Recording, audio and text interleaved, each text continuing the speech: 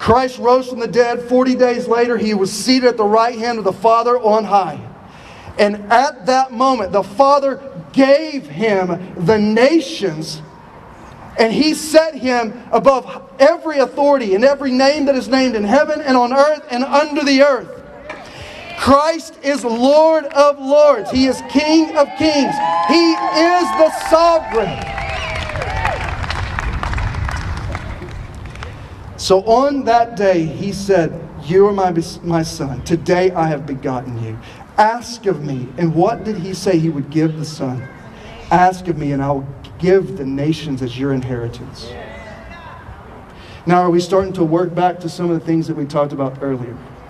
Why has God set the peoples, the times, and the places of the nations?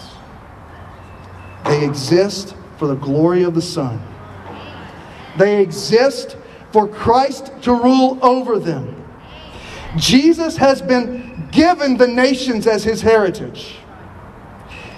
You either submit to God through Jesus Christ, or even nations will submit to their enemy of their souls, the serpent, in that age-old warfare that we are facing. That's why the nations rage. That's why globalist entities like the World Economic Forum, like the World Health Organization, like the United Nations, like the Council on Foreign Relations, like all of these others, set themselves against the Lord. They are plotting in vain, friends. If we do not stand up to these global bodies who are usurpers, then it will be to our own demise and our own judgment. We can have Christ as King, or we can have Christ's judgment. Which do you want?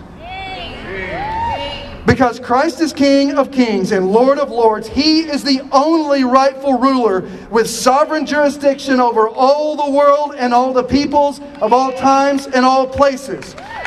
Therefore, nations will rise and fall on the basis of their submission to Christ. Serve Him. Kiss the Son.